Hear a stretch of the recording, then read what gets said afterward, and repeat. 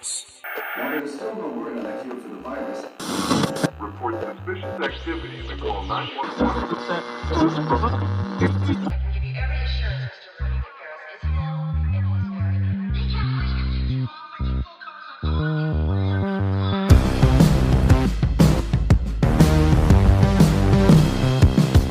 And it was anybody in front of us to pass us like 30 seconds ago. From this, the UFO. Welcome back to your favorite podcast, That Would Be Rad, the podcast that majors in 80s and 90s nostalgia, comic culture, all things paranormal, and minors in retro video games, tabletop RPGs, manga, pre-internet mysteries, and raising our kids to be half as cool as we were back in the 80s. I'm your host, Tyler Bentz, and this is your other host, Woody Brown.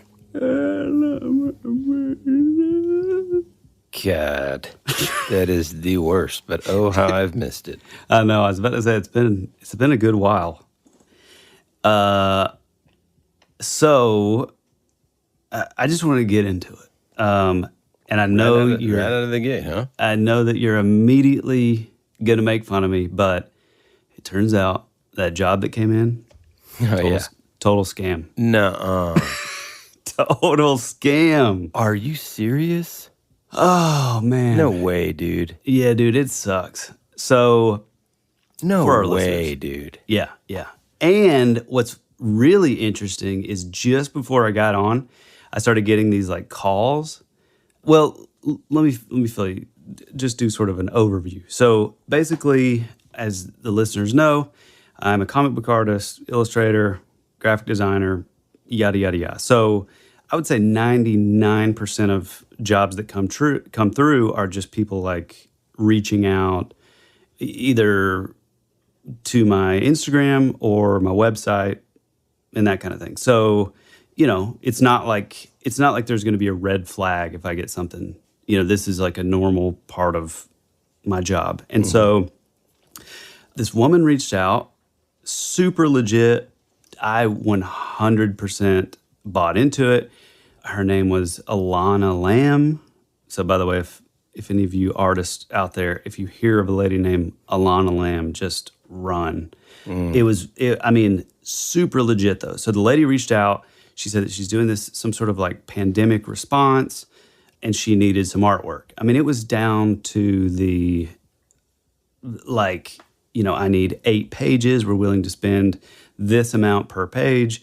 You know, she's talking about like backgrounds and the amount of line work and like, would it be digital coloring or analog, and like super to a T, like nothing, no red flags at all. So she says, hey, we're going to do this, da, da, da, da, da. And then, you know, we can overnight you a check in the mail and, you know, then you can get started. And again, she's not asking anything about the check. It was just sort of like, hey, you know, we'd like to, you have a month and a half from now, but we'd like you to kind of get on this as soon as possible. So, because there's going to be revisions and changes and that kind of thing. So overnights me the check, and, you know, I didn't cash it or upload it because it was a pretty big amount until the following Monday. Well, I go to the bank and it's a cashier's check, which to me, I didn't think that was anything weird. Usually my stuff is like paid digitally, but, you know, I mean, I know that people use cashier's checks. So I take it to the bank and I hand it to the lady, the bank teller, and she's like, let me ask you a couple questions.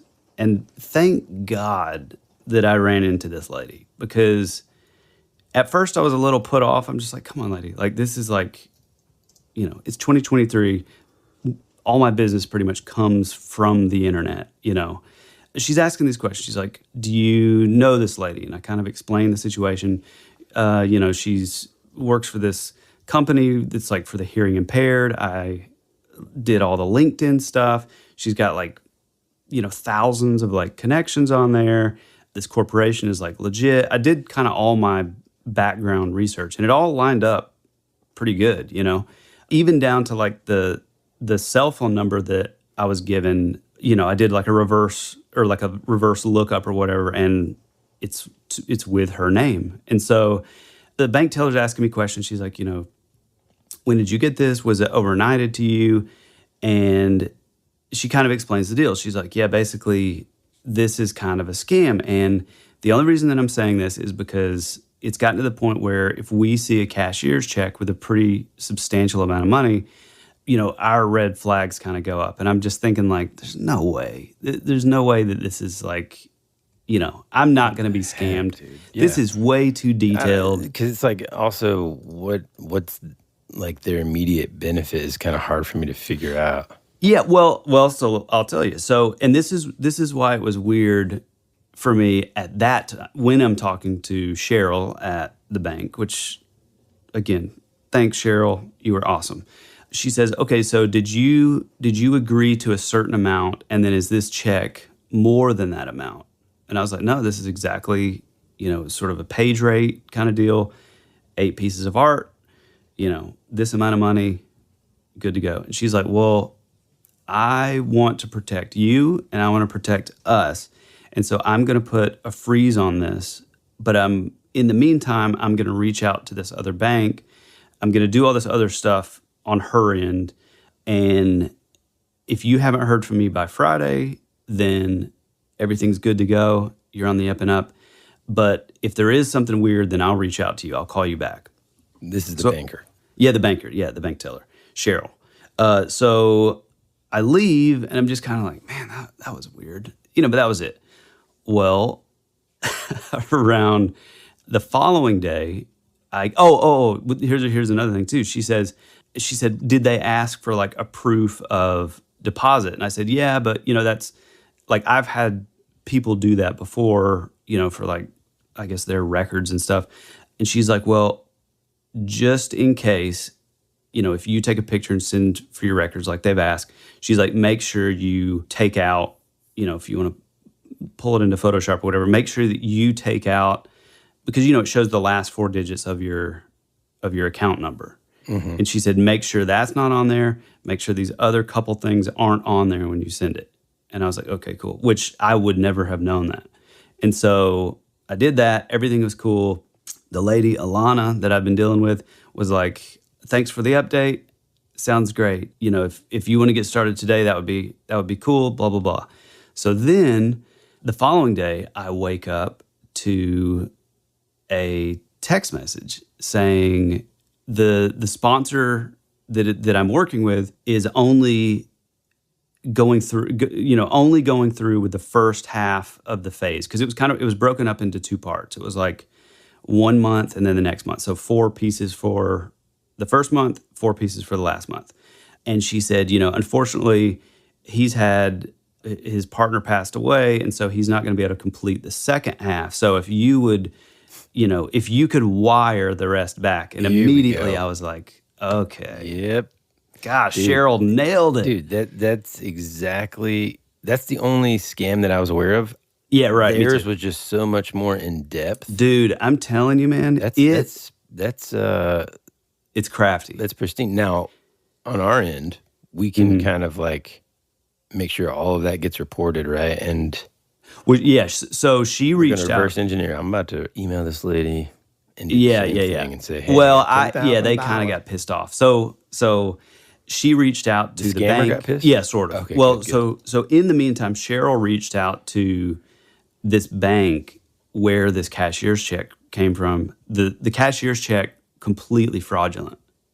And she's like, it was so impressive though. It had like all of the watermarks, all of this stuff, the little like hollow foil thing, super legit, but they don't even use that kind of check anymore for their cashier's checks. So that was pretty crazy. So then this Alana lady starts reaching out and she's like, can you do this? And I'm like, absolutely not. I'm not wiring anything. She's like, well, I'm just trying to keep things on the level with the sponsor, and this is what he's asked. Would you feel more comfortable doing it through? And she names like these other like websites, I guess, that you can like sort of transfer money with. One was Cash App, and then the other one was like Zelle or something weird. I'd never heard of it, but yeah. No, I've heard of that stuff. I hate all of those things. Hey, yeah, I know. Venmo me. I'm like, no, I can't. Yeah, I don't do that either. I mean, I do a lot of PayPal because that's usually how I get paid. But yeah. And so the scam is basically this. The scam is they, Here, let me explain this. yeah, get in there. Okay, so typically what'll happen is they're going to send you an overpayment. Right. Right. Exactly. So whatever it is, let's just say the job invoice is for 10,000. They send you, sometimes it's not even like a large difference. Sometimes it'll be like Exactly. 10,750 or $1,100, right? Yep. And then you deposit that while that check is being processed, because as you know, folks listening are probably old enough to know and remember this antiquated almost method of doing things, but the bank has to basically confirm that the funds exist, right? And so that takes a little while to happen. Yeah. During that time period, the scammer then comes up with some reason like, oh, I just noticed that we overpaid you. Do you mind cutting me a check for that difference, and we'll be good to go. Or Most of the time- wiring it back. yeah, to- wire it back to me, whatever. Most of the time, and if you wire it, you can't cancel a wire. It's instant, right? So most of the time, people don't catch it, and they're like, oh, yeah, sure, no problem. It's the classic. This is the evolution of, it used to be, hi, I'm a Nigerian prince. yeah, and, right. and people and this is the early days of email Yeah. will get scammed Oh, nonstop. It's yeah. like, oh man, you've won a hefty sum. All you have to do for us to make sure that we're sending it to the right account is send us, one, I don't know. And so they would be able to like sort of, that was the early days of quote unquote phishing. Which, PHI. by the way, that stuff still happens a lot to like the elderly, which is like extremely shitty and low, but that they don't know any better, so they're thinking, wow, like I don't know this person. I don't know why any person that I don't know would be trying to like scam me or harm me or so it's like. But this is so smart, which I never would have fallen for sending anything back. You know what I mean? Yeah. Like, Well, especially like that. Remember when we first talked about it? I was like, well, sometimes, most of the time, and it was like, no, the payment's exactly like, okay, well, that's yeah, odd. exactly. And that's what Cheryl, the bank teller, said too. She was like, well, that is interesting. But that's what was funny is as soon as I got that text saying, oh, his partner died, I was like, oh, there it is. There it is. But the interesting thing is, I guess the other thing is they ask you for your for you to take a picture of your like deposit, right? Yeah. Which isn't out of the ordinary. I mean, again, Who asked for that? The scammer? the scammer, yeah. They say, hey, could you just let me know when you make the deposit? That way I can let our sponsor know everything's good and we have it for our records. Which, again, I've had that happen before for legit, business dealings. And so I wasn't thinking anything about it. But apparently that's one of the things too, because like sometimes they're able to use those last 4 digits for like verification on stuff. So they can. They're just trying to grab as much, small bits of information because there's so much that we, I've certainly changed this, but we share a lot online and people can kind of get a large amount of information that they need to scam. And then once they get this far, boom, Yeah. So the Alana person kept going back and forth. I'm just like, absolutely not, not doing this. I'm sorry about your partner, whatever. It's sorry. Rest in peace. Yeah. But I'm not wiring anything. I'm not Cash App. I'm not doing anything to pay any money. This is what we agreed on. This is the work. So the only options we have now is either I don't do the work until I wait until Friday to see if these funds are legitimate, or I just don't do anything. And you've sent me money, which I, at that point, at this I knew point, that, you have they're like websites and all this kind of stuff. dude, I'm telling you, man, you brought up a good point whenever I first told you about this, when you said, man, it almost sounds like maybe this was like at one time this person like was an artist. And so they know. And they decided, oh man, freelancing's kind of a tough gig. I tell you what's easy. They went the easy route, man. And they were well, I'm just going to steal from other people. Well, I don't think it was, but yes, but I think, God, You think I've never seen an episode of Columbo? I don't No, know what these but people are trying to do. But the weird thing was like it was so specific. Like they had to have like a knowledge of how that stuff kind of works as far as like in Or the a basic, illustration. I mean, could they have gotten by with like a basic knowledge of all this? No. You, like even everything that you know, they were using stuff that you wouldn't know to ask. Wow. Yeah. It was really, I mean, so much so that like there's a little piece of me that's sort of like, I'm not even mad because the amount of work that you had to put in to like. Dude, I'm mad. There might not be anything that makes me angrier than I mean, people it's trying to steal from other people, man. Yeah, it's garbage. But I mean, I'm just saying like, man, it was done really well. So here's like a real time sort of update. So several days ago, I ended up calling Cheryl, and she tells me at the time, this was maybe Monday. She tells me all the stuff, the fake, the check was fake, the branch, they've reported it to like the federal, whatever commission, it's totally fraudulent. I'm going to keep a hold on, which she was really smart to do this, because she froze the funds, the check deposit. She froze that. And Cheryl? then, yes, because here's another thing. By the way, what a perfect. Look, it's if I was on a game show and they said you have to guess a bank teller's name, I would probably start with Cheryl Or she sounds Cheryl like a Ann. sweet. Well, I don't. Yeah, I mean, that's a especially southern- down here. Yeah, Yeah. If you don't have two names, you're probably not in one. You're probably not from Right. the South. Yeah. She was so awesome. She was so helpful. And like, again, there were a lot of things that like, they probably could have got me, even though I wouldn't have fallen for the, wire back something or send something back. She's like, yeah, it was completely fake. We reported it, blah, blah, blah, blah, blah. And it was weird because as soon as like I got that call from her, then like all communication between me and this fake Alana lady completely stopped. She stopped like reaching out. So it was like sort of like text after text after text, and then like several emails. And you could tell that they were like what you said earlier, there's like sort of a time limit that they have where before the funds are bounced back to that bank and then sort of shown as like fraudulent and fake, they have that small amount of time or that window for you to send in like whatever or make anything. The other part of it that sucks, and I don't really know what the point of this would be, other than like maybe this just being a byproduct, is apparently the other thing that you have to look out for is, say the funds go in and then immediately I'm like, oh man, I needed a new computer or I needed something.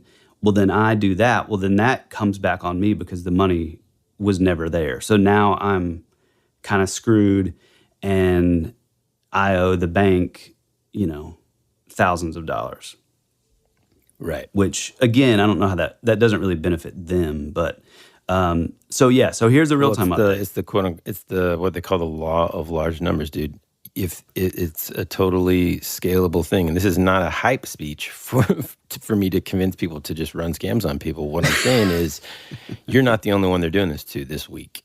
Yeah, right. And so if they have 100 of these, I mean, think about it. They can just copy and paste that message to hundreds of artists. And it's funny that you said that, because here was the only thing that I can see where they made a mistake is, and I believe it is probably just like a copy and paste thing. I mean, there's somebody there that knows what they're talking about as far as like art and freelance and that kind of thing. Like somebody 100% knows what they're talking about. But, like I said, on Monday when there was a lot of text coming in and then there were emails, there's one email that said something like, I'm even going to give you an additional like $200 for your troubles, which didn't make any sense because it's like, the amount has never changed. There's never been like an additional $200 out of anything. So that just sort of came out of nowhere. So it was like, they're just copying and pasting this script or whatever.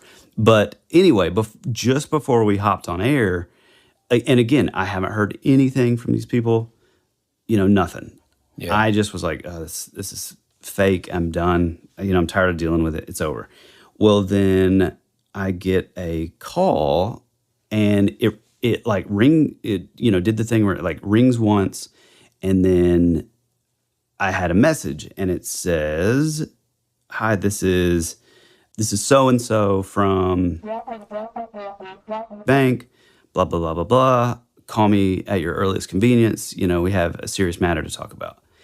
I call back, and it does, nobody picks up, but it goes to a machine that says, hi, this is Pamela. I'm out of the office with bank. So I'm wondering if they're still trying to like somehow have me give up information still by like pretending to be somebody at the bank. Oh, yeah, probably. Which is so weird. Like, well, I think the moral of the story, folks, is this. Don't do business with cashier checks. Yeah. And be really careful with scammers because they are extremely sophisticated these days. Crafty. And thus concludes this episode of The More You Know.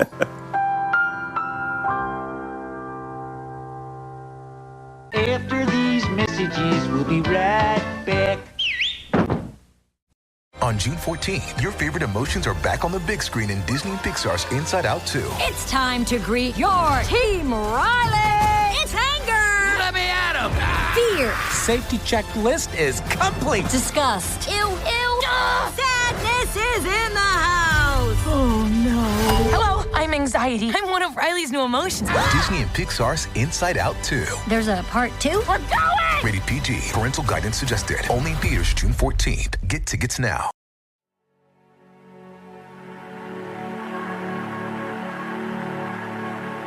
It's a pretty cool place if you're a Martian.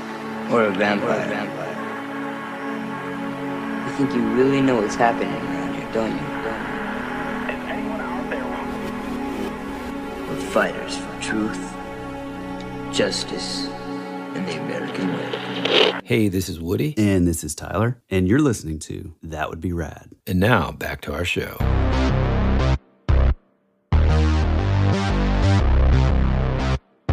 Look, man, I know, my throat's getting a little crazy. See what I mean? I know you're super stoked to talk about what you want to talk about today. Mm-hmm. But before you drag me into another conspiracy theory, I want to hear about this mystery spot. I don't remember what you call it. Don't interrupt me here. But when you described it to me after your trip out to Montana, it sounded a lot like the mystery spot in Santa Cruz, California that my wife and I have been to, God, ages and ages ago. Yep. And I always love these kind of places, man. Oh, and me too. I've always known that there were some other ones that existed. And it's kind of like one of those things that I feel like when we were on tour, we tried to kind of find some of these things, but for the most part, they really kind of exist more predominantly out west is kind of, and that could be, I'm not using Google right now, that could be completely just my perception. I could be completely false. Anyhow, so I'm excited to hear and for you to tell the listeners about this place that you went to so that in their summer travels or any time of year, they can look out for places like this because they're really, really rad. Yeah, so this kind of place, which you saying that they were out west, I think there used to be another one. And the only reason I know this is, do you remember like as you were kids and you were traveling, especially here in the States, like you'd go to like a little gift shop or something that'd be, or even like a hotel, and there'd be tons of brochures. Oh yeah, they still do that. Yeah, of like local attractions and stuff. Yeah. Well, they used to have like more sort of weird stuff like that. That roadside attraction was a lot more sort of, popular back then. And so I remember I had one and I kept it for years and years. And I think it was called the Mystery Spot somewhere in Tennessee. Oh yeah, that does kind of ring a bell actually. Yeah, I think I looked it up years ago and I don't know that it's in business anymore. But yeah, it's this thing, and usually you'll see like a sort of a house maybe sort of built up on a hill, and it's like some sort of like vortex area. And so what we went to was a place called the Montana Vortex or / the Mystery House, which is really cool. The place has been open for like 50 years. Apparently they say, and this is from the website, montanavortex.com, it says, the Montana Vortex is a genuine quantum or gravitational anomaly that may redefine the laws of physics and nature. It used to be sort of a sacred site, like a Native American site, and the shop itself has been open for like over 50 years, which is pretty cool. I ended up talking to a guy named Joe who were like the new owners. I think they have owned it for like 25 years. Super awesome dude. Apparently where we were in Montana around a place called like Whitefish, Hungry Horse, which is like one of my favorite things because like their little symbol or like logo is just this malnourished like horse, which I looked everywhere for a t-shirt and I could not find it. But doesn't that, hold on just a second right there, man. What? I get so frustrated because, we've been really kind of road tripping a lot the last couple of years as opposed to flying with our kids. Yep. Just because it's just like an added bonus vacation. Annoyance. Yep. No, man. It's awesome. But the thing that just like blows my mind sometimes is you'll go to a cool place or like a town. Like there's a town in Georgia that you have to pass through to get to, coastal areas, all right? And it's called Metter. They even have, I think on their city website, everything's better and Metter. But when you go there, it's like, can I just get a hat like that? I mean, just very simply printed. It doesn't even have to be something crazy. Use the old school iron-on 80s letters, and everything's better and Metter is incredible. Yeah. Like what happened to, usually when you go to these tourist spots and you look at their stuff, it's junk, man. It's garbage. Who's designing this stuff? Who's okaying this? Anyways, it's just a pet peeve of mine. Yeah. If you're listening and you live in a town, every town, any town. Or if you live in Hungry Horse and want to send us shirts. Come on. Yes. Yes. Anyway, sorry. It's a pet peeve. Go ahead. No. I totally agree with that because it's weird because so just for example, and I'm not going off on a super long tangent. Sure you are. But, you go through and like the front of these buildings, it'll be like Hungry Horse gift shop. And it's like, there's like the giant chair outside, like all these crazy like fake animals like stacked on top of each other. Like it looks like junky and tacky in like the coolest way possible. And so you're like, man, I'm definitely going to find a t-shirt in there that just has like the old school crappy Hungry Horse that was, probably drawn by like a fifth grader in like, 1910 or something when the town was like officially sort of recognized. Nothing. It's like you go in and it's all these same like, kind of like trying to be like sort of trendy, like Yellowstone or Glacier National Park. That's where we went, by the way, Glacier this year. But that's a real pet peeve of mine as well.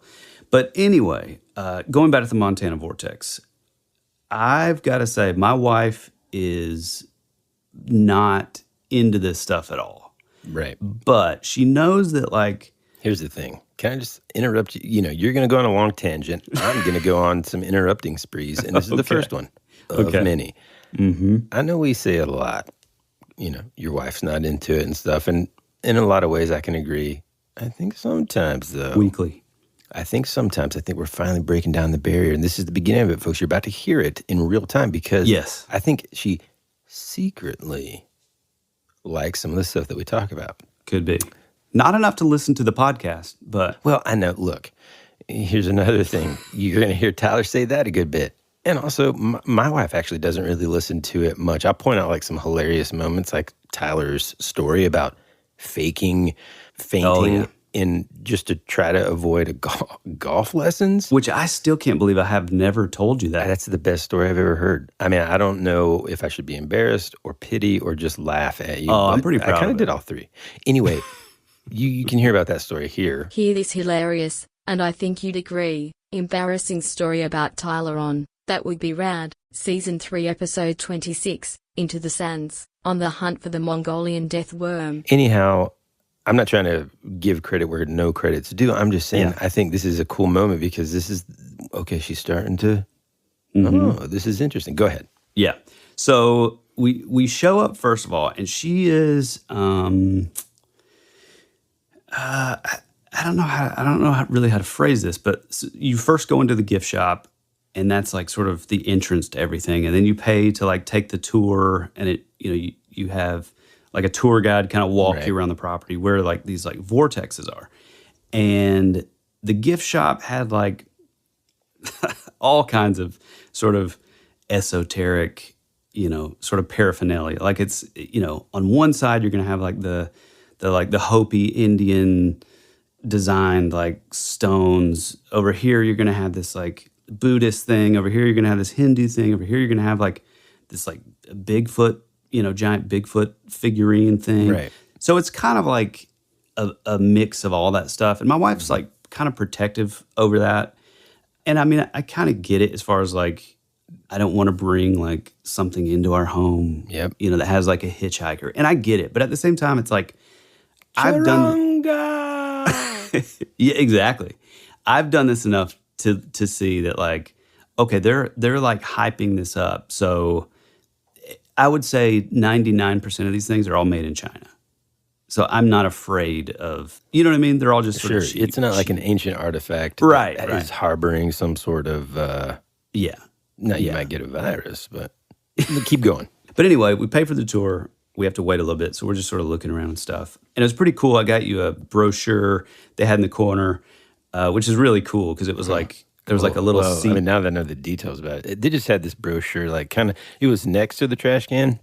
Just laying there in the corner. No. There was like a little station that was for like the Sierra Sounds, Ron Moorhead. But it was cool to like see that, like, oh, wait a minute. They're kind of like in the know on this stuff because your average Bigfoot fan may not know of like the Sierra Sounds. So anyway, so we're waiting and, there's stuff on like missing 411, David Politis, like the stickers that I wanted like weren't there. But anyway, so then this guy comes in and he's like, hi, my name's Joe.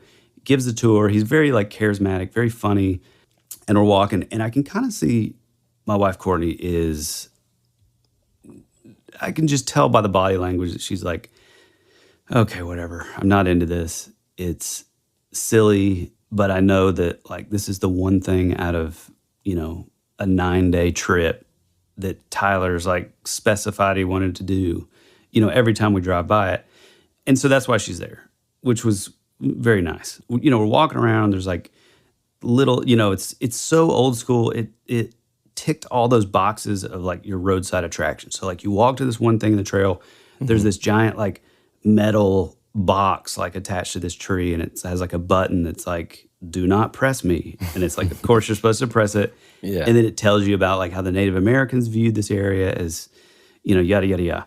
And then we walk around to where the house is, and on the way also there's like little signs that says like, it has like little like fairies in the trees and like the green man like face attached to trees and stuff. And we finally get to like the front of the house and he's like, oddly enough, he chooses my two daughters, Amelia and Elliot. And Elliot had just turned 5, Amelia's 8. Amelia's probably a good foot above Elliot. And so he's like, okay, so we're just going to get started. He's like, you see this platform? And it was like this flat platform, and there's like the house is like behind it and it's sort of like at a slant, like I said. A lot of these spots have that sort of tilted house kind of thing. But this was crazy because he said, here's this platform, and he brought out like 3 different like levels, set them on it, perfectly level. He asked me to come up, ask another guy.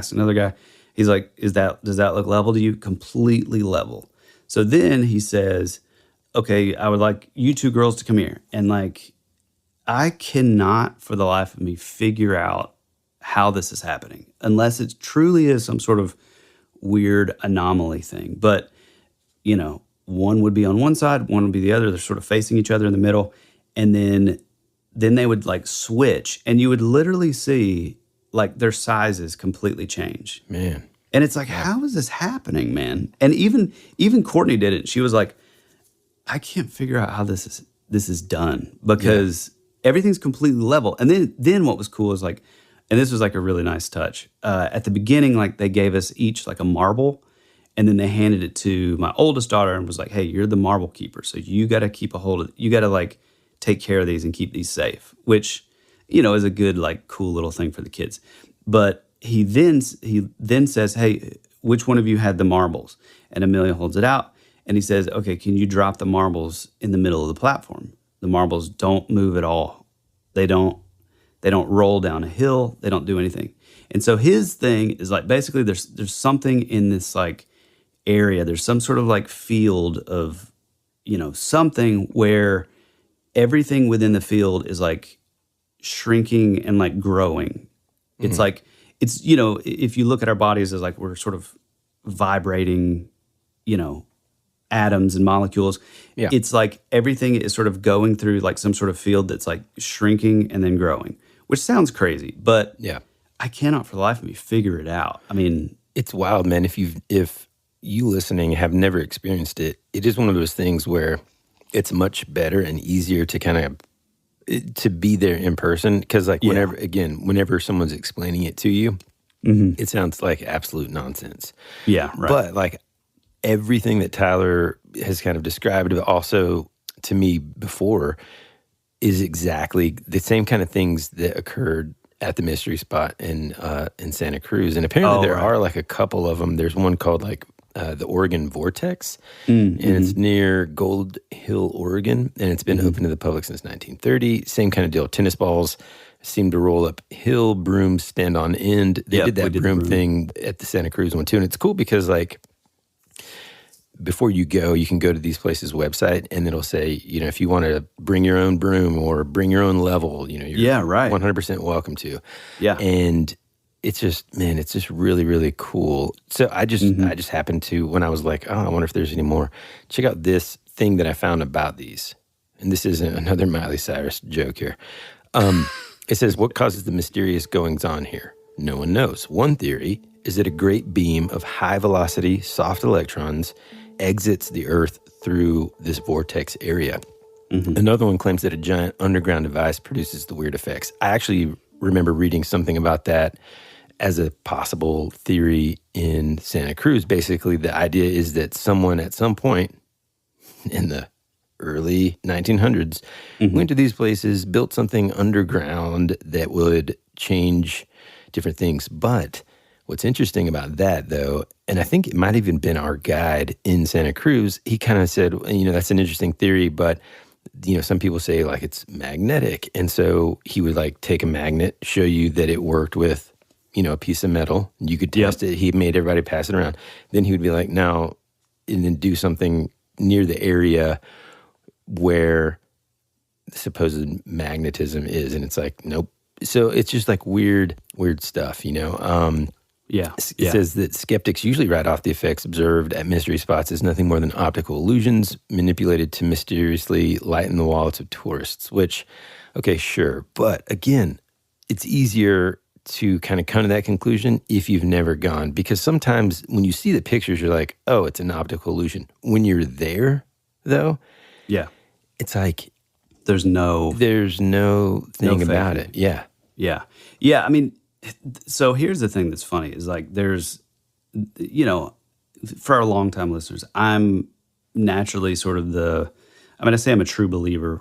Like I like to look at things as like a glass half full kind of when it comes to like the paranormal. I like to be open enough to believe that there could be something with all this stuff. And so being in that setting though, it was also kind of like kicking up this other portion of my like personality that's like, there's something that's happening where it's like a trick of the eye. It's some sort of like illusion type thing, so they did several levels, everything, did the marble, nothing goes down, yada, yada, yada. And so I was kind of feeling like a little weird at this point. And he says, okay, so, now we're going to go into the house, like the mystery house, and there's several anomalies or several vortexes on this property that we'll kind of go to, but this is the strongest one. This house was built in 1970,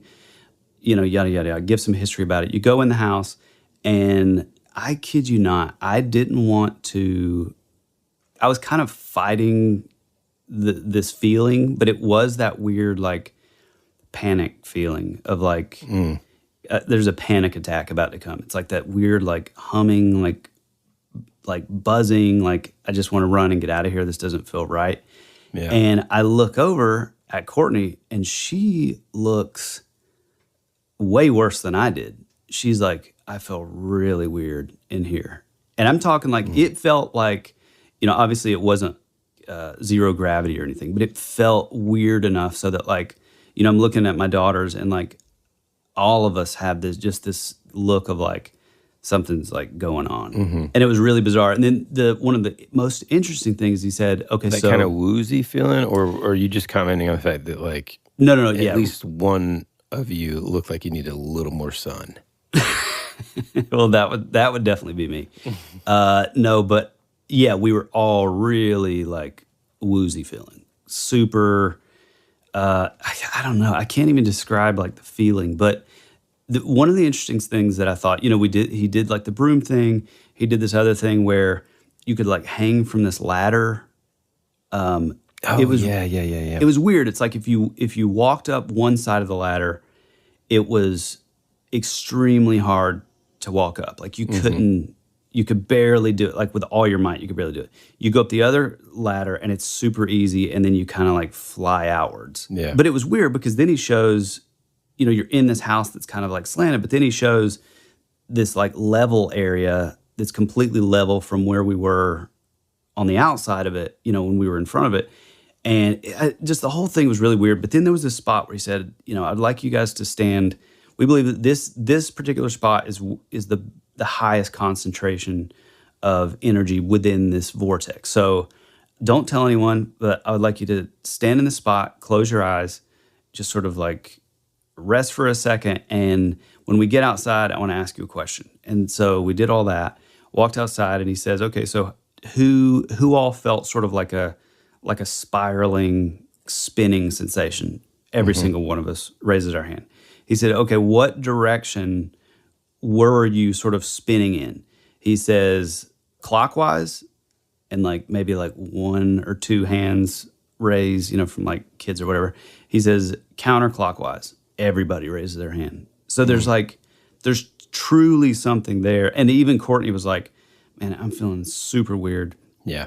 I'm a terrible barometer for that kind of thing because I get motion sick thinking about you describing that right now. I'm already like, oof. You would have hated it. I don't feel so great. Yeah. It was really bizarre.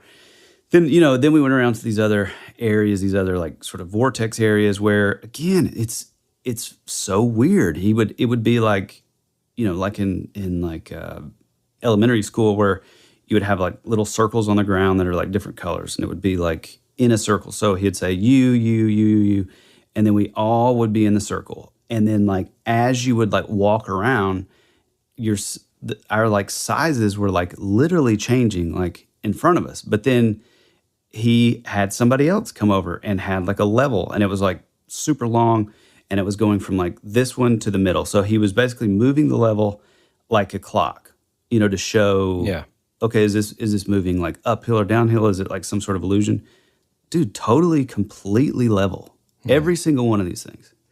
And he's so like, weird. It's relative though, because we've tried all kinds of stuff. He's like, I've had scientists come out, I've had physicists, I've had, residencies where these scientists would like spend, weeks at a time here conducting experiments, and there's truly like something happening and nobody can quite figure it out. He's like, it's all relative though, because, I can measure your, like, so say you're holding like a ruler to like measure your height or whatever. Well, if you're holding that ruler, it's also like shrank or expanded, so everything within this like field is like sort of relative. You know what I mean? Yeah, that's super weird, man. Yeah.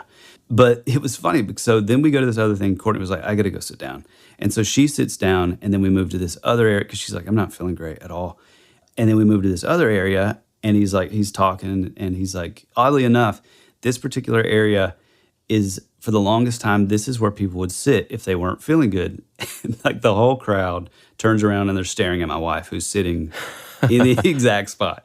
And he's like, oddly enough, this is the location where everybody seems to like feel better after being here. There's some sort of like grounding happening. And, I urge you guys to just try it out.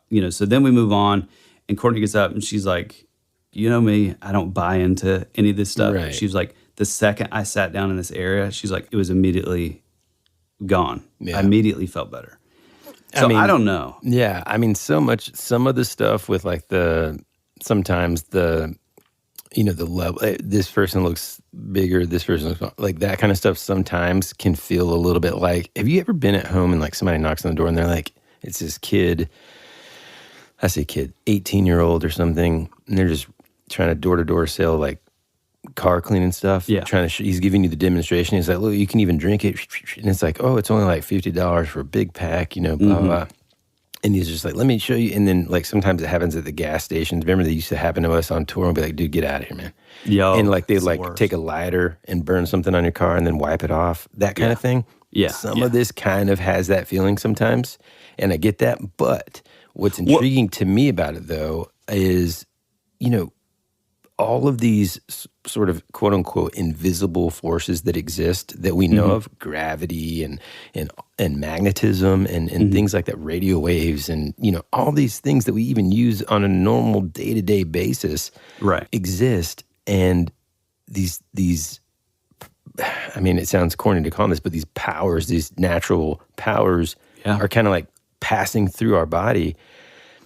Of course it's going to make you feel strange. So it's like there are these places, where there's, I think, a higher concentration of those things, which also leads me to think like, well, is this an area where there are increased cryptid sightings or I'm glad you said events that. And stuff like that?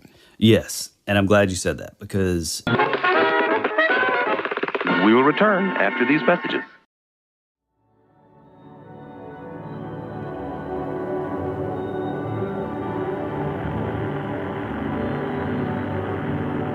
There's something out there waiting for us. And it ain't no man.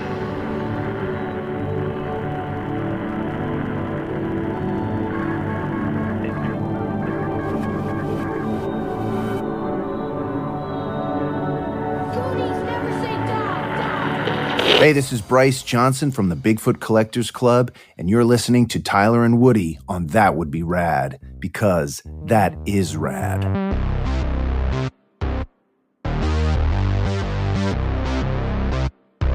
We get to the end of the tour, and I walk over to Joe, who was such a great host, such a great tour guide for this little thing.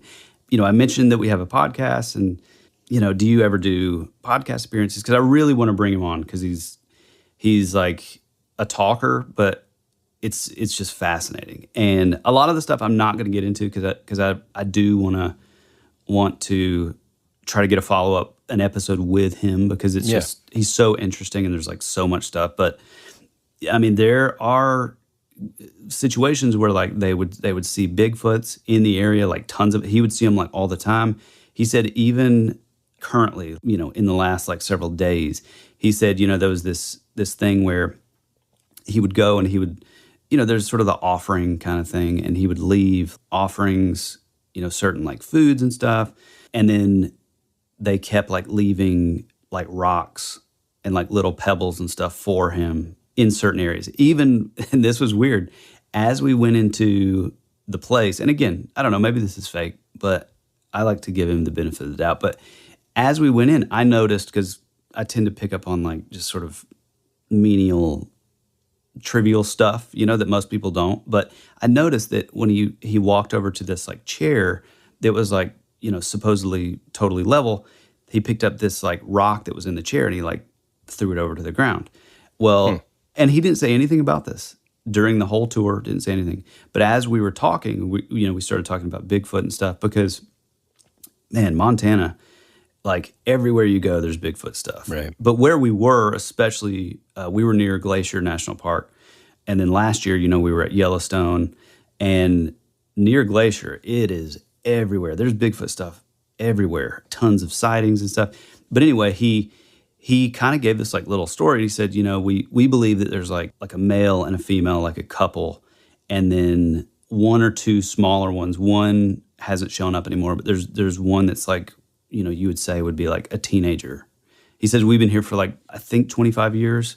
And, we've seen these things throughout the years. And he said, the funny thing is like, what we're figuring out is that they're able to, he's like, what I believe that they're able to like cloak themselves.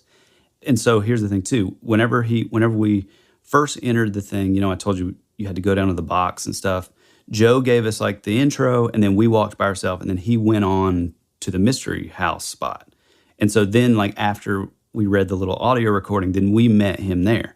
And he said, every single time we do this, I come over, I sweep the platform to make sure everything's clean. I go inside, I make sure there's like nothing wherever. He's like, but whatever is happening and however they're like cloaking themselves, if you want to say, he's like, one continues to put a pebble in this chair between the time that you guys are standing there and after I've cleaned everything in there.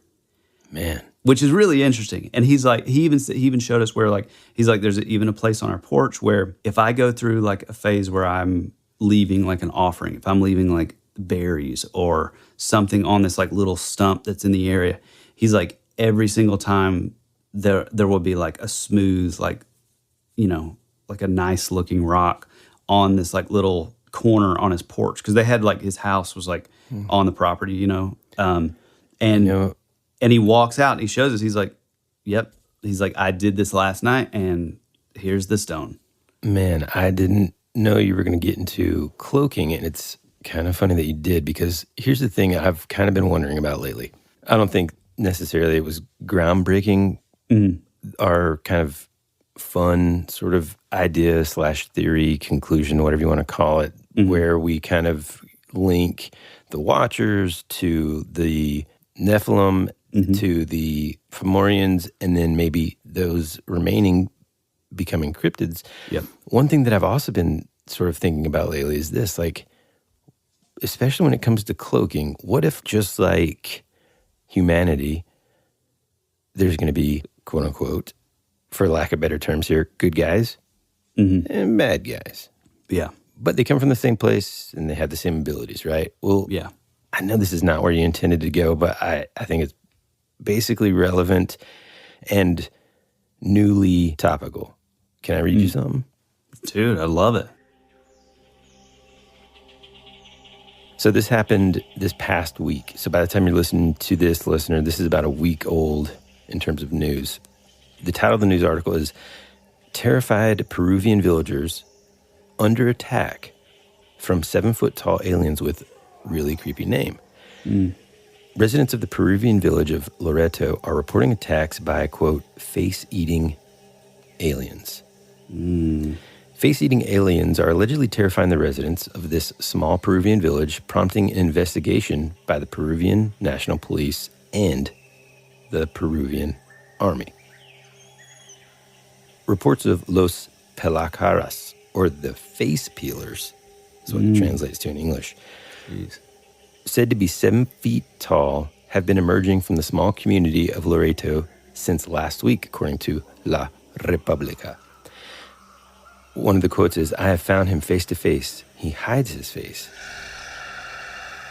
I've seen the whole body floating. He moves his arms. Everything is normal, says one eyewitness. The witnesses are members of the Iquitu tribe, and they've been reporting these sightings since July 11th of this year. One encounter turned physical when the alien allegedly set upon a 15-year-old girl who only narrowly escaped the encounter with her life. The quote is, as a result of the struggle, they cut part of her neck, reported local community leader Jairo Retegui Davila. Locals also report being unable to sleep out of fear for the next attack, prompting them to set up their own community patrols to keep an eye on the village throughout the night to protect women, children, and the vulnerable. Images show members of the community with bandaged heads seeking help. While authorities are now investigating the matter, help may prove elusive. Some villagers claim that they were attacked by these kind of, quote, predator-style aliens with the ability to cloak themselves, and that they have like some sort of armor. I mean, dude, this is wild, wild stuff. Yeah, there's, I don't know that I've ever even mentioned this to you, but there's a book called Camelio. Have I ever talked about that with you? And then I was standing in line and I was like, Emilio. So anyways, I'm standing there waiting to use the payphone. Yeah, he was, seriously. And this guy who's on the phone turns around and tips his hat like this. And who do you think that guy was? Emilio Estevez, the mighty Duckman. I swear to God, I was there. Of course you were. You were the one who yelled the Breakfast Clubber's name. I was like, Emilio! So, anyway. Okay.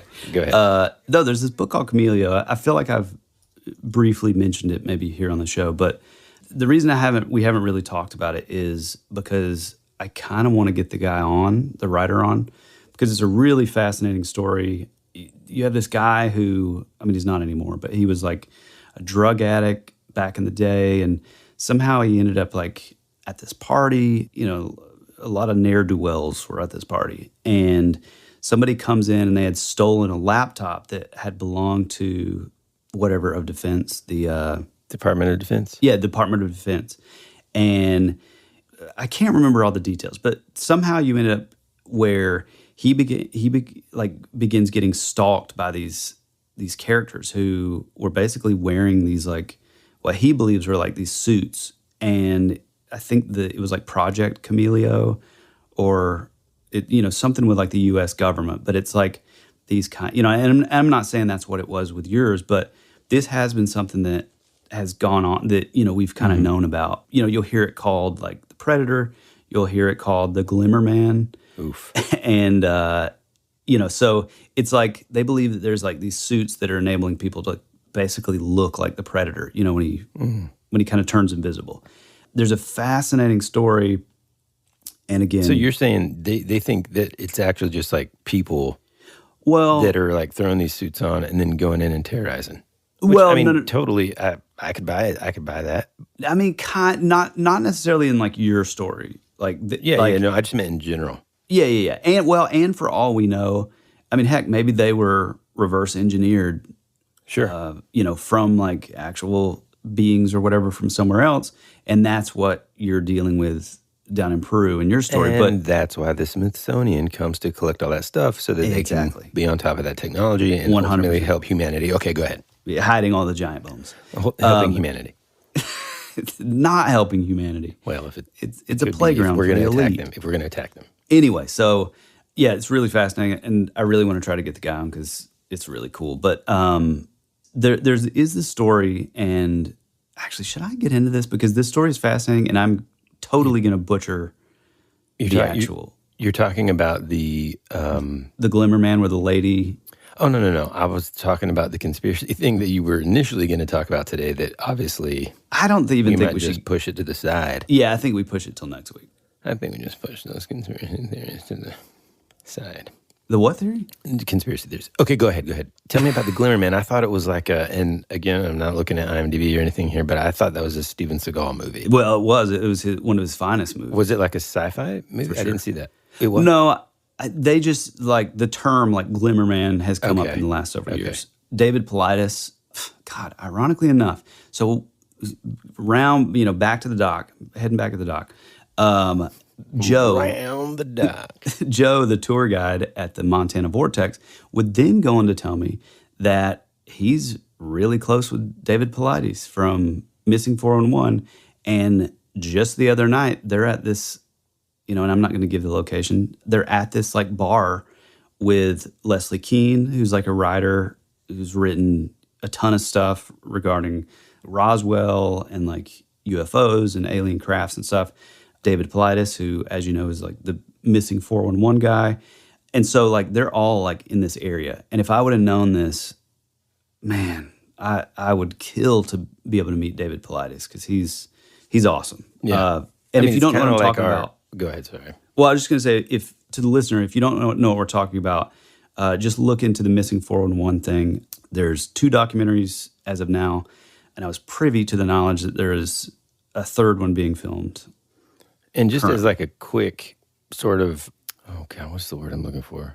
Aside. No, just as a quick disclaimer, a lot of times when the Missing 411 stuff comes up, because I had no idea about it, right?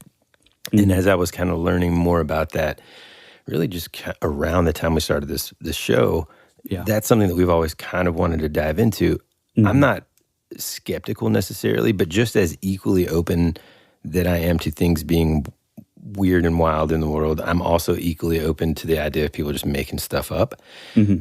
But what I found in the missing, so in other words, whenever I look at something like the missing 401, I don't shy away from the naysayers. I kind of look at both sides equally so I can kind of make my own conclusions here. And one of the things that I see so often when regarding the missing 401 thing are people that are just like, look, man, it's just dumb idiots that take nature for granted and then just disappear. Here's the thing. And even David Paulides, I've seen a quote from him and also other people that write about things like this. And they say, yes, that can certainly happen. And yes, there are people that do that, and it's unfortunate. This, though, is on like a scale that is just incredibly mysterious. Also, location-wise, he kind of looks at patterns and things like that of where this is happening, higher concentration. Imagine like a heat map of the frequency of how many times this is happening and stuff. And so that's where it gets really, really sort of interesting and beyond sort of just, hey, these are people that went hiking. They shouldn't have gone on their own. They should have used what the Boy Scouts call the buddy system. Always go with a buddy. So that's not always going to keep you safe, though. Right. And we've talked about on other shows too, man, there's trees that could swallow you up. Yeah.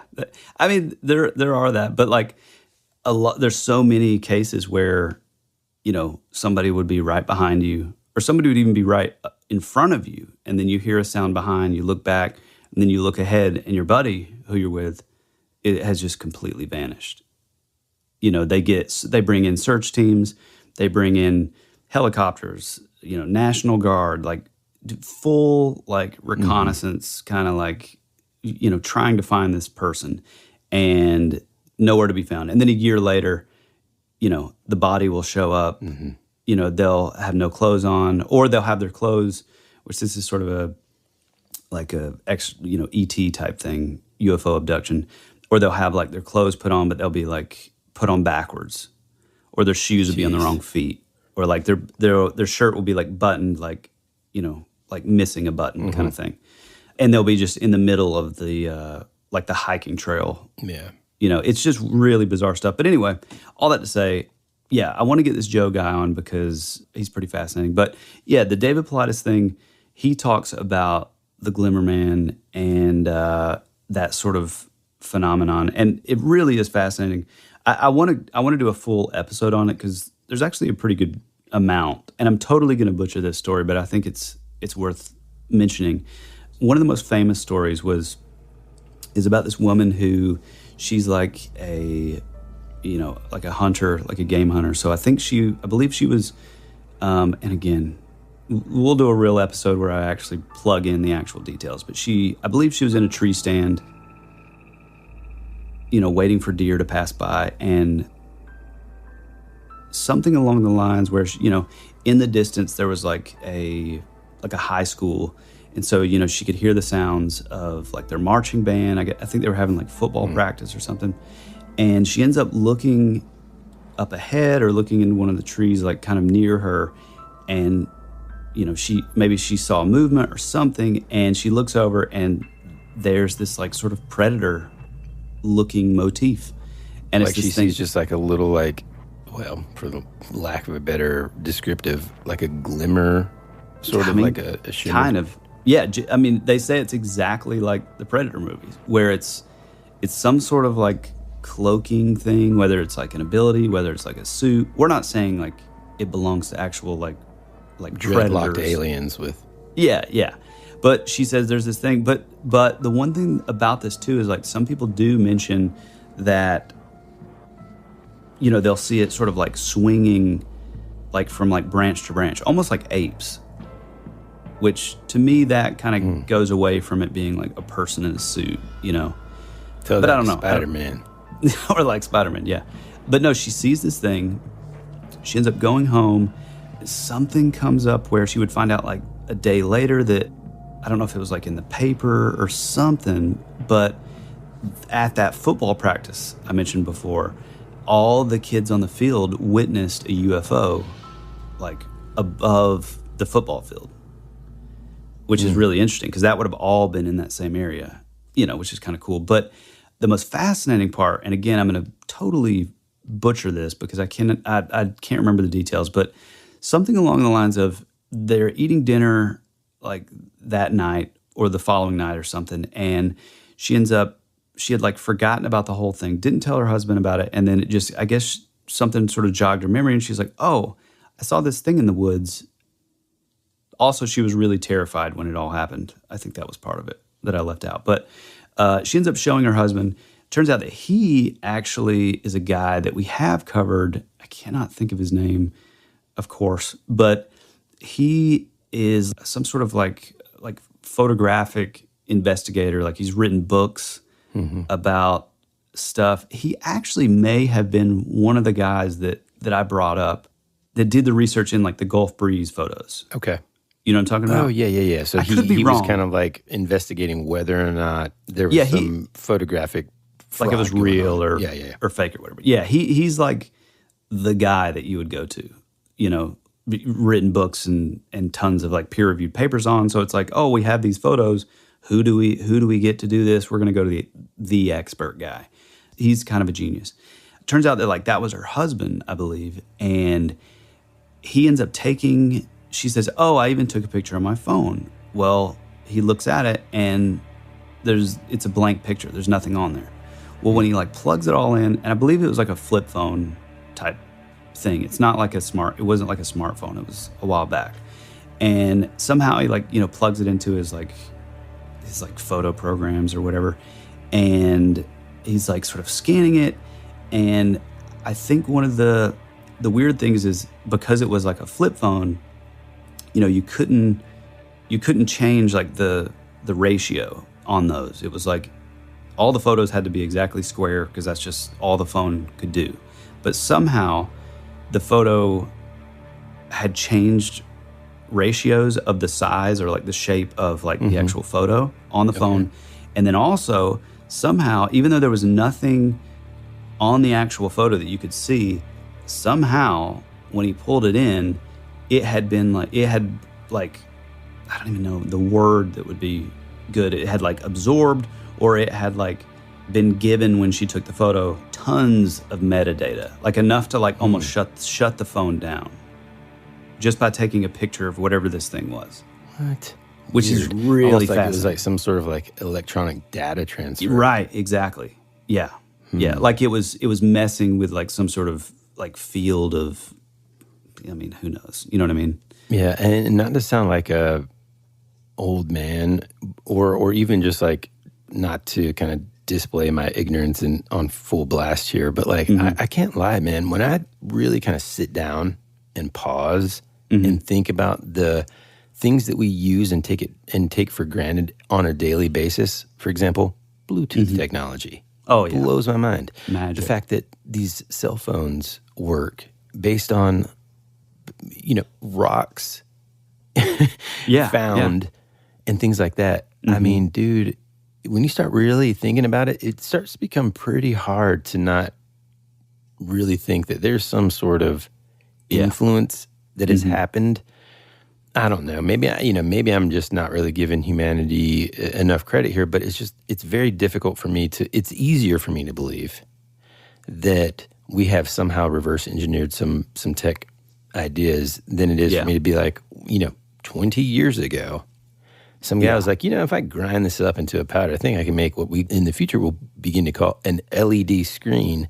Yeah. That, when you pray, it's just bizarre, man. Yeah. It really is. I mean, I also like the idea of, you're like shamans or shamans again. Jesus, never can get it right. Your medicine men. It's like crystals and like. I mean, they do have certain stones have like properties.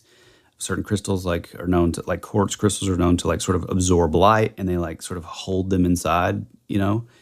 And then, like, I like this idea that, like, okay, maybe all of these sort of elder sort of, like, seers and medicine men and shamans and stuff were aware of this kind of thing. And then now we're basically integrating, like sand from, like, what was once quartz crystal into these, like, silicon-based, like, diodes and chips and, like like now they're in our phone. So it's like, it's pretty fascinating when you look at it. It's super fascinating. And like I said, it does show my ignorance because obviously there's like a scientific engineering explanation of how it works and all that kind of stuff. It's just one of those things. I mean, I think we've said this either certainly on the show, if not over on our Patreon, where even just the technology for a LP, like a disc, like a record. Mm-hmm.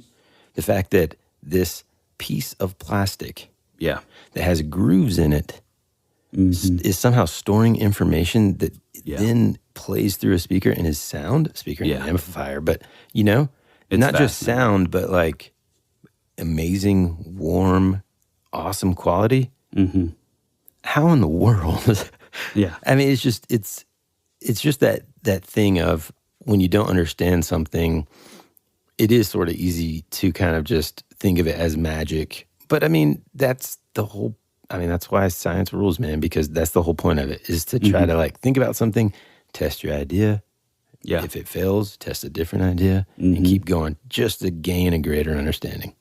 Yeah, absolutely. I would love to have, if any of you know the writer for Chameleon, hit us up or hit him up. Tell him we want to have him. So quick question about the Glimmer Man. So there are, I guess, a series of these types of sightings and events.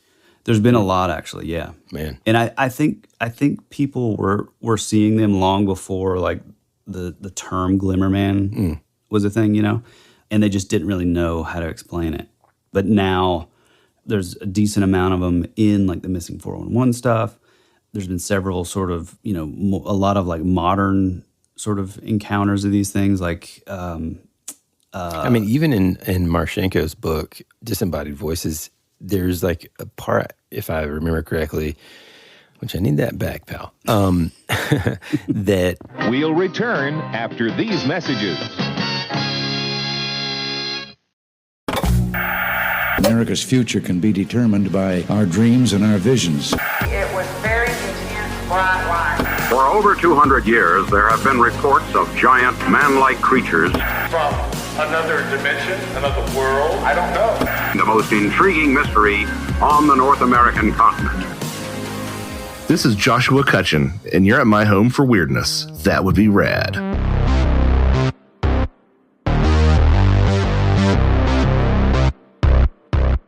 It kind of talks about instances like this. And if you remember too, I think, and I can't remember which came first, the chicken or the egg here, but I think in one of the Predator movies, the alien kind of records the audio of one of the people getting hurt or whatever, or calling for help, and then they use that to lure their next victim in. And that is sort of a thing that is, kind of thought to be one of the ways, and this kind of comes back to the missing 411 thing, one of the ways that people, because so often people are like, now this guy knew the woods, he's hiked this trail his entire life. There's no reason why he would ever step foot anywhere else.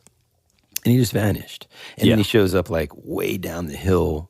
It's not like it's a cliff or anything. He's just like far off into the thing. What lured him into the woods? Or you'll have like this 3-year-old, and see, suddenly disappeared. And then, I mean, there's some really tragic ones, but then there's also some that where, they survive and everything's cool. But remember, dude, when you told me about this stuff, I think one of either the newer one, I think one of the documentaries, it was only about kids. And I was like, dude, I can't watch this, man. It's pretty hard. The second one's, I think, better. It makes I think the first one talks a lot harder and harder for me to convince not only my wife, of course, but myself to take my family camping, dude. If there's invisible, now we got invisible aliens. Yeah. Well, it's interesting too, because like you were saying before, like this like heat map, like, man, there's so, like the largest area where people go missing, I think it's in the world, by the numbers, is in like Yellowstone National Park. And like all these national parks have like, if you don't know about Missing 411 or David Paulides, like we definitely urge you to check it out because it's awesome. But long story short, he discovered that like all these national parks were really keeping a tight lip on giving out any sort of information on anyone that has been missing. And I think he was originally like a detective or a cop. And so, that sort of digging for the truth kind of aspect of his personality. It was just already in him. So when he realized, like, hey, wait a minute, why isn't any of this stuff like forthcoming? And you can say, well, maybe, you know, the national parks don't want it to like get out that people are missing and that would like hurt their business. And, you know, you kind of rationalize it like that. But it starts to get even like, I don't know, it starts to get a little weird just how much this stuff is being like hidden, you know, like no information. Like you can't find a single number of how many people have, you know, mysteriously disappeared in national parks. If you go to try to like look into the records and stuff, I think he even went into like went all the way up to like Congress and stuff, and like, you know, Department of like the Interior's like shut him down. And he's a guy that, I mean, he's written multiple books and they're all just massive and they're all these accounts, and you know, maybe only 50% are true. Well, I mean, that's a lot. You know what I mean? Mm-hmm. But one of the interesting things that we also see is not only are there huge concentrations of people that go missing in national parks, but you also overlay that with like the amount of like cave systems in the U.S. and I mean they're right on top of each other. It's the exact same stuff. Yeah. And so it's like, that's is it a hollow earth like thing? that heat map type idea, right? Yeah, where there are these patterns that exist of locations where this happens really, really frequently. And it's like, okay, well, is it an old, you know, you think about places like Pennsylvania, where, I mean, there are places of real, real dense forest and stuff, and old abandoned coal mines and things like that, where it's like super dangerous. You hear about people falling into these old mine shafts, right? Which is just terrifying. Yeah. And, you know, so sure, I'm sure that like a fraction plays a part of that. But like at the same time, you know, it's very intriguing to me in terms of just it being an unsolved kind of mystery. And even if there were no supernatural element to it, I would think like, but still, like, what's going on here? It's just, it's very strange, the fact that these locations exist. And kind of coming all the way back to the mystery spots. Does it have something to do with these invisible forces that are in higher concentration in a lot of these places? Window areas. Yeah, window areas. Take you a know, drink. if you, you know, and we really need to, I think we need to have on our website like our recommended reading. And it's just a list of books that we recommend, because reading about Skinwalker Ranch is that book is incredible. Yeah. Whether or not it's not, look, most of these things that we talk about, but certainly also the books that we recommend, this is not us saying you need to read this because you're going to be convinced. It's more than that. It's interesting because no matter what, things are being reported. There are strange areas that have some sort of anomalies going on. These mystery spots on the fun side of things are really cool to visit and think about. But then like on the darker side of things, you know, there are things happening as well. Yeah, there's a lot of stuff out there. Before we end, though, I want to bring up two things. So we did have this sort of interesting sort of, I don't know, event that we all kind of witnessed as a family. So the first few days we stayed at this place called Under Canvas. And if you haven't checked out Under Canvas, they're awesome. It's kind of like glamping, but I believe there's one in most, if not all, like the national parks. But it's this like really awesome sort of like canvas, like safari tent kind of setup. Inside the tent, you know, you have like a toilet, you have like a pull chain, like shower, like a pull-out bed. It's really, really nice. And you're still kind of camping, you know. They always have like really cool activities. Every evening there's like a big bonfire and everybody does s'mores, and it's super cool. But we stayed there for the first few nights, and then we went to this cabin/house that my wife Courtney found for us, and it was beautiful. It was over near sort of like the Hungry Horse area, Whitefish area. Actually kind of close to Flathead Lake, which I was going to bring up on this episode, but I think we need to save it for another episode. So one of the biggest cryptids in Montana is the Flathead Lake monster. And it's fascinating. It's kind of a Nessie kind of thing, which may or may not actually have like antlers. which is even more weird, which is why I love it. But we're going to cover that on its own episode because it's pretty awesome. But yeah, Montana has a ton of stuff. It's just, just gorgeous land, mountainous and green everywhere. And, you just there's this place called, this sort of road in Glacier Park called Going to the Sun Road. And I've got to say, it's probably the most beautiful little stretch of road that you'll ever go through. I mean, it's just, you're just going, cool. Through these river or these sort of mountain pass, and man, it's just awesome. We saw a grizzly cross the road, which was amazing. We saw a huge bull moose while we were there, just sort of grazing in the water. He kept going down. We took this boat ride. We found out, little trivia, do you know that moose can dive 18 feet down into the water? I did not until you told me that. It's crazy. Let me tell you, on a list of, and it's a pretty short list, of things that I may not ever want to experience in real life. Witnessing, just swimming around. Hey, man, I'm trying to cool off. I'm just doing a couple laps in the lake here. And I just, I'm going to dive down for a second. And then I just see some moose underwater swimming around. Yeah. No, thank you. Well, they're kind of known for eating, the vegetation, on the water of which lakes. Is super cool. Super yeah, cool. It's amazing. And we got to see this this thing was massive. I could fit on its horns. It was so big.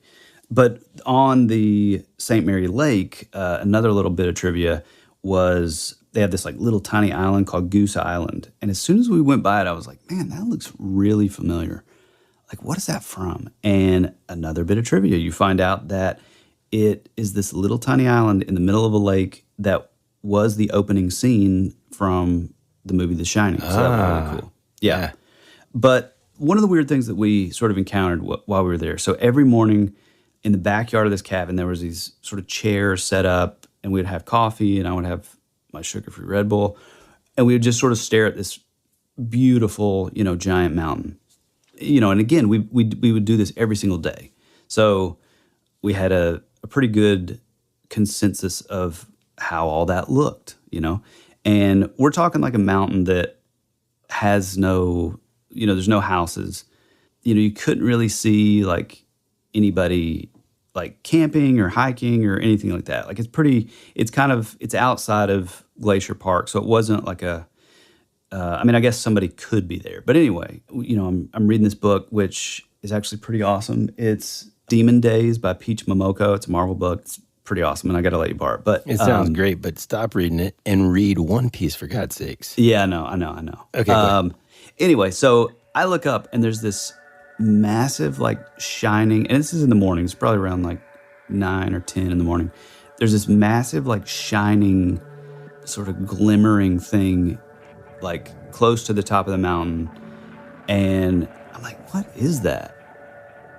And it just stays there. And so I go inside and I get the binoculars, and you can kind of see there's no movement, but it's just this it almost looks like it's glowing, even though it's in the daytime. It doesn't really look like it's a reflection off of anything.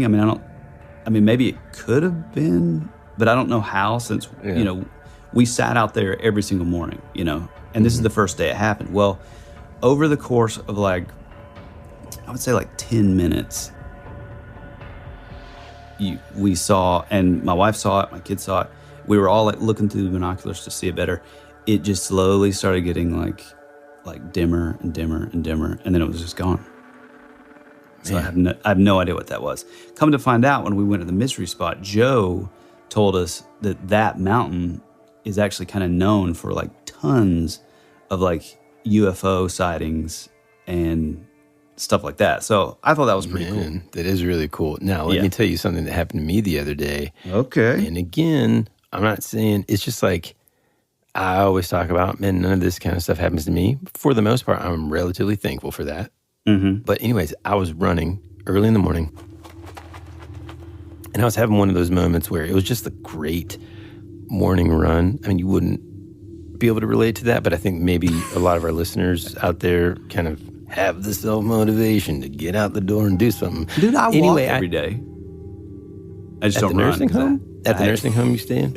Okay, listen. Come on, Grandpa. Let's get Okay, you Grandpa. Anyway, don't get me off track here. Basically, I'm running, and if you're a runner and you know those kind of moments where everything kind of just like falls into place and those endorphins are just rushing through your body and you're just kind of like, you're able to kind of let your mind wander a little bit and you're just, thankful for whatever it is. And, the sun was shining. It was just beautiful, right? The sun's actually just coming up and it's still kind of relatively dark out. Well, I had my music low enough to where I could kind of hear what was going on around me. And I live in a neighborhood that's on a lake, but then on the other side of it's a lot of woods and stuff. Mm-hmm. And so there's oftentimes families of deer that I see every morning and, wildlife, raccoons, geese, all kinds of things. Yeah. Well, as I was coming up this hill, I heard this knocking. And I, of course, immediately I'm just kind of looking around. I stop what I'm doing. I take my headphones out of my ears and I'm just looking around. I'm like, come on. And you immediately called Ann to come pick you up. No. I'm like, I need you to come pick me up. There's something stalking me. I've sharded. No, but it was early enough to where no one's doing any construction. It might be 7 o'clock in the morning, maybe 6:45. And I heard it again. But it was a little bit deeper in the woods than it was before. Like tree knocks? I mean, that's the only thing I can think of, man. It was something that I'd never really heard before, but it was, yes, it sounded like it was on a tree and it was like, knock, knock, knock, knock, knock, and then dum, dum, dum, dum, dum. Mm-hmm. And that was it. Didn't hear it again. And so I was just thinking, man, what if there's a Bigfoot in these woods? Dude, I've heard that one time, and it was whenever my wife and I first got married. We were in that tiny little trailer down in the middle of the woods, which would probably be a pretty good spot for Bigfoot because it's just all woods. And it was we had just finished a movie, some movie that was terrible. It had Mark Ruffalo in it. Can't remember the name. But as we were turning it off, getting ready to go to bed, we heard the same kind of thing. And it just sounded like somebody was just I mean, I like to believe that there was some sort of pattern, but it just sounded like somebody was just wailing on a tree with a giant stick or something. Yeah, it's very bizarre, man. And I don't, weird. It wasn't like a woodpecker sound. I'm, familiar with that. It wasn't, to me, sometimes you can hear some squirrel noises and you can hear some stuff like a squirrel, slamming a nut into the tree kind of thing. Mm-hmm. It wasn't that. It was something bigger and more resonant and sort of, it was certainly deeper. It was a significant size, whatever it is that was banging against the tree, fist, rock, whatever it was. So anyway, very strange. Well, real quick, before we move on, I was going to save this till the end. So I don't really talk about, any sort of anomalous things, that happen within my own house. That's sort of where I draw the line, because of my sort of past sort of stuff with orbs and stuff.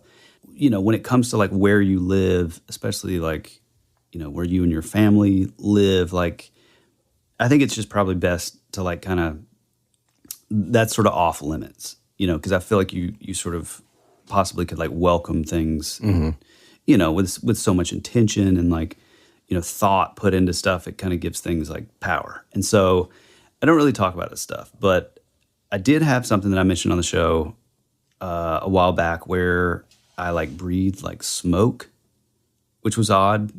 I have no idea what that was. Oh, yeah. I still vaping. Still have no idea. I know I wasn't vaping. There's been this one tastes like grape soda. Check it out. I can do donuts. And then he just passes out. No, it wasn't. That was still weird. And I'm kind of disappointed that no one has still written in saying that they've encountered something like that. But this is equally, maybe even more weird. So it was the day before my youngest daughter, Elliot, went to school. And so her and I were in the studio, and they love to come in my studio and sit in this big comfy chair in the corner. And she was on her iPad with headphones on. And so I'm working, and I have one headphone or one AirPod in, and I'm working, and I kid you not, it sounded like it was right behind my head. And before you say exploding head syndrome or anything like that. No, it wasn't that at all. It sounded like somebody popped a balloon in the middle of our room. So much so that like Elliot and I both like you both heard it. Yeah, we both heard it. Like it freaked her out so much that she like immediately sort of, pulled like the cover up and like looked at me like wide-eyed, like, we're both in sort of defensive posture, like, your shoulders hunch up and you're like, is something gonna like hit me? Like is a tree falling through the roof? Is like, you just don't know what it was. It was the loudest pop and it was in the middle of our room. Weird. Yeah, and I cannot figure out what it would be. I went up in the attic. There's a power strip underneath your desk that's just like black. I checked all. Nope. I checked all that. I immediately was like, oh God, man. And you didn't smell like smoke? No, nothing. I checked out every single outlet in my studio because I have like my pedal board, my amps and stuff. And I was like, oh God, please tell me like something crazy some sort of electrical thing. Nothing like that. There was nothing anywhere. Walked around to every single room thinking like, well, maybe there was like one of the girls' like balloons from Elliot's birthdays was like under a bed or something. But it was literally like right behind us. Like right behind, it sounded like it was just right behind my head. And we cannot figure it out. Like it was super weird. And I don't know, I looked it up and like some people have mentioned kind of experiencing the same thing, but nobody really knows. Immediately everybody's like, oh, it's a ghost. And it's like, well, I mean, initially, if you hadn't told me that Elliot also heard it, one time flying a ton internationally, my ears would get stopped up sometimes, especially if I had like a cold or some sort of infection or anything.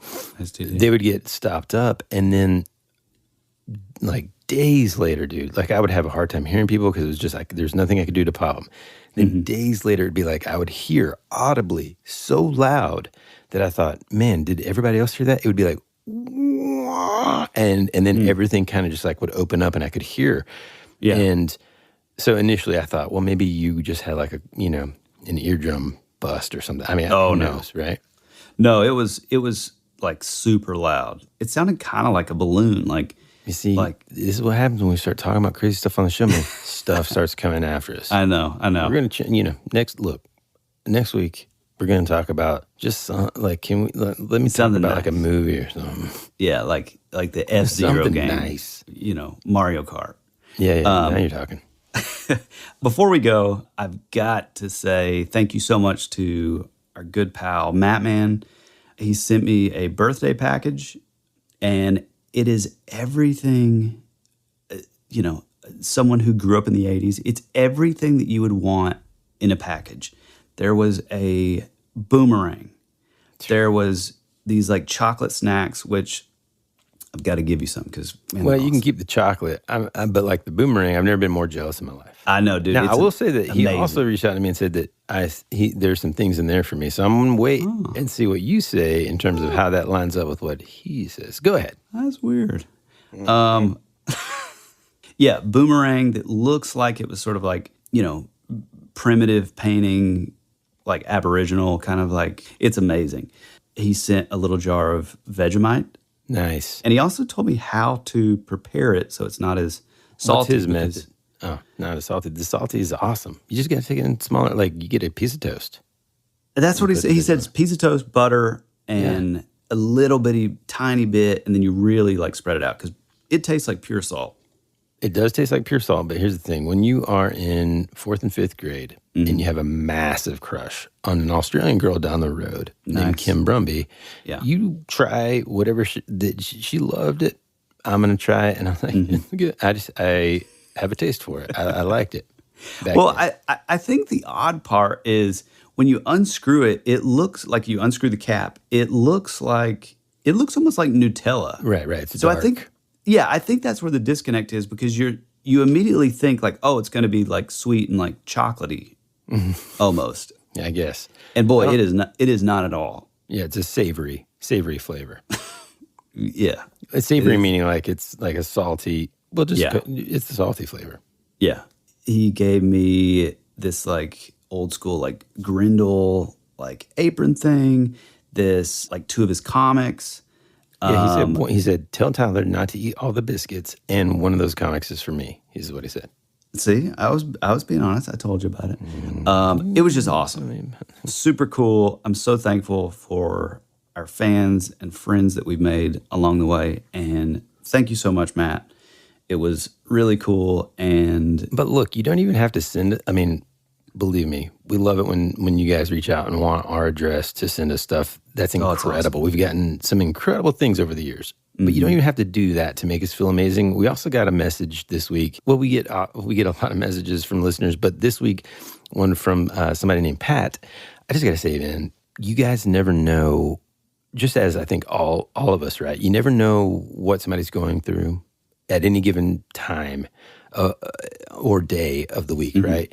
And so when you guys take the time out of your day to reach out to us, just to give us some words of encouragement or to thank us for, what we do for the show and all of that, I cannot stress enough how much it means to both of us, man. It's incredible, and it's just the best part of waking up.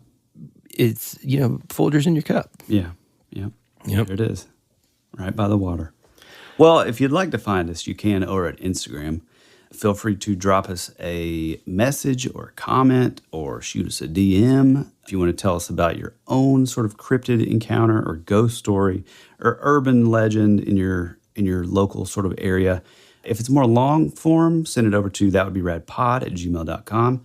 Or even better, if you're okay with recounting your own kind of story or video game you'd like us to cover or obscure movie that has been lost to time from the 80s, you can do that directly into a voice memo that's on our website, which is thatwouldberadpodcast.com. We'd love to hear from you. On the podcast or on the website, you can listen to the show. You can leave us 5-star reviews. You can do all the things that help so much get us in front of new ears and new listeners. Go out there, tell a single friend about the show. It does wonders. And I guess that's about it. Anything else, Woody?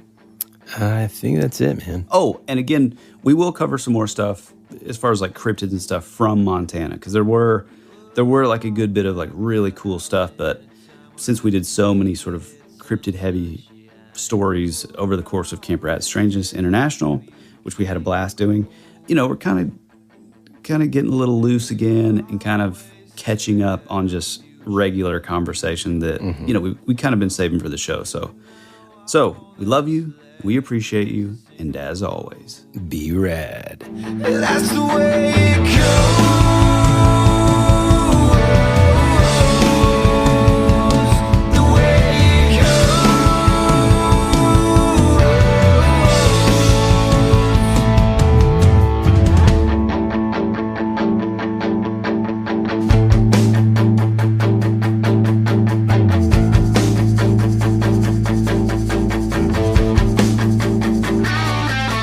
You're my favorite song on the radio.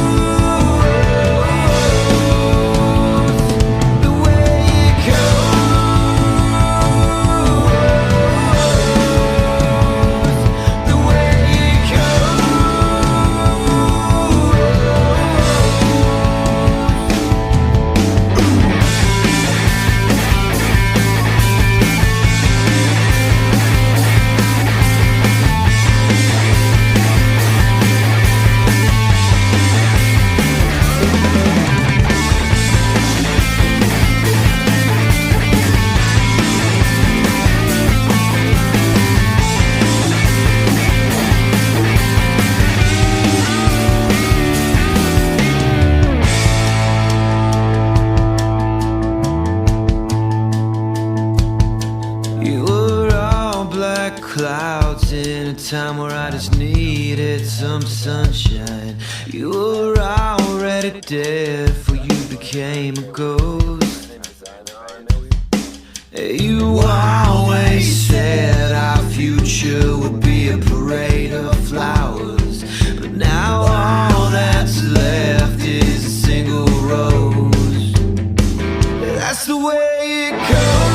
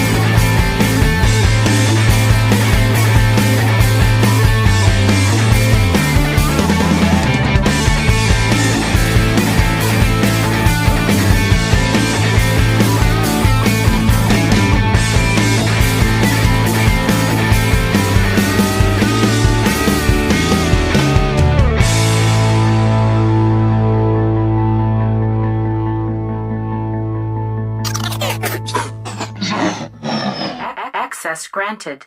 Okay, good to go, pal. Nice. So here's a working title that I just came up with. Okay. The Mystery Spot, or Mystery Spots, Face Eaters, and the Glimmer Man. I mean, I don't know about Glimmer Man because I really do want to do a full episode. Okay. Well. But maybe we bring it up.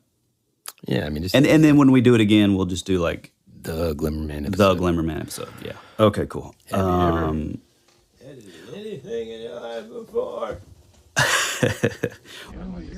Shh.